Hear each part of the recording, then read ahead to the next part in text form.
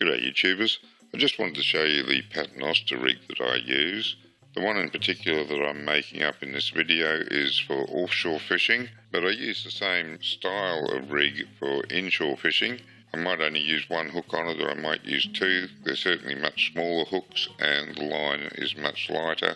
For inshore fishing I use knots instead of crimps, but the actual layout of the Paternoster rig is the same in both cases, and I'll explain that as the video goes along. But there's a couple of little improvements I think over the general run-of-the-mill rigs.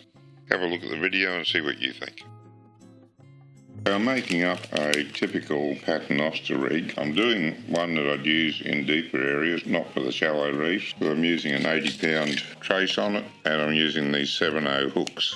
For the shallower reefs, I would use something a bit lighter, probably a 20-pound trace and 3 or 4/0 hooks, but basically the same sort of setup, except for this one I'm going to use crimps, and for a shallow reef rig I'd be tying the knots.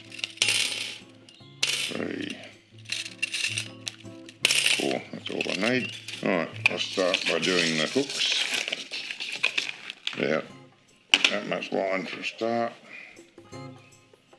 Come in through the front of the hook and leave plenty to tie, plus enough for your second hook. Then I like to make a big loop around there, making sure I've still got plenty of line out there. And then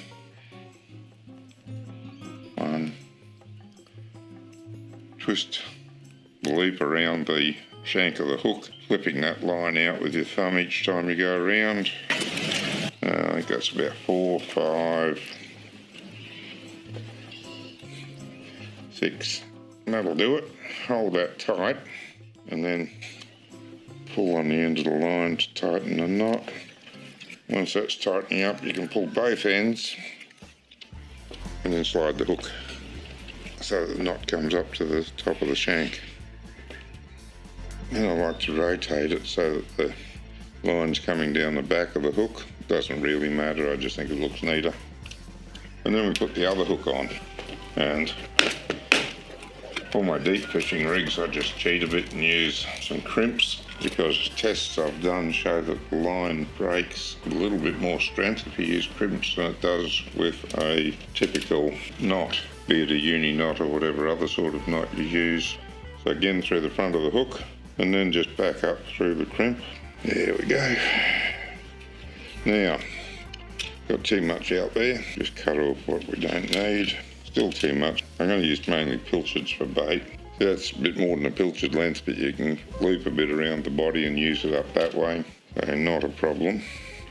I'll just take a little bit more back there. And should bring it down onto the top of the hook. And then important to use the right size crimper for the job. If you use the wrong size, it's either going to be weak or it's going to weaken the line inside it.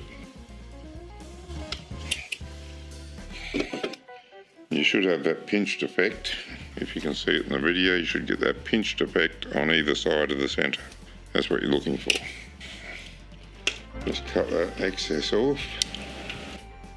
And what I generally do then is, when I'm finished, I get a cigarette lighter and I just burn that end to put a little mushroom head on it, and that way even if it does slip it won't go back through the crimp. Then I'll leave about that much line out so that the bait can swing away from the main line a bit. Remember, this is going to be twisted around the pilchard a bit, so the bait's going to be hanging about that far out, which is about right. I'll do another one of these and then I'll show you how I put them onto the main line.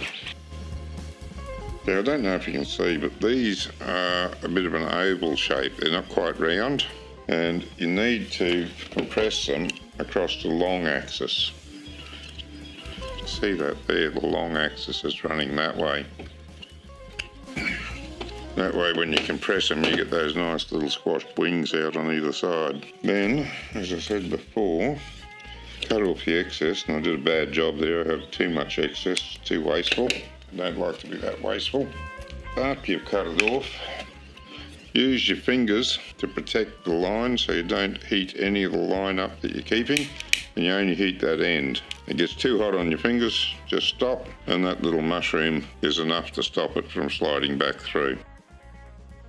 I've cut a length to use for the dropper part of it, and what I do there is I use these swivels, these T-swivels, as a crimp-on swivels, and don't need to go very far down away from the end. That'll do. Crimp one on there.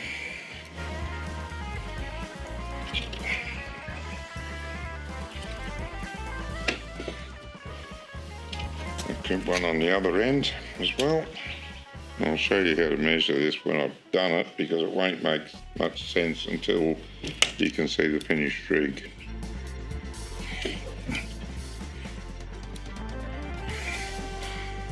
Leave about that much for a loop so that I can get it onto the main line. There, that'll do the trick. Crimp that on.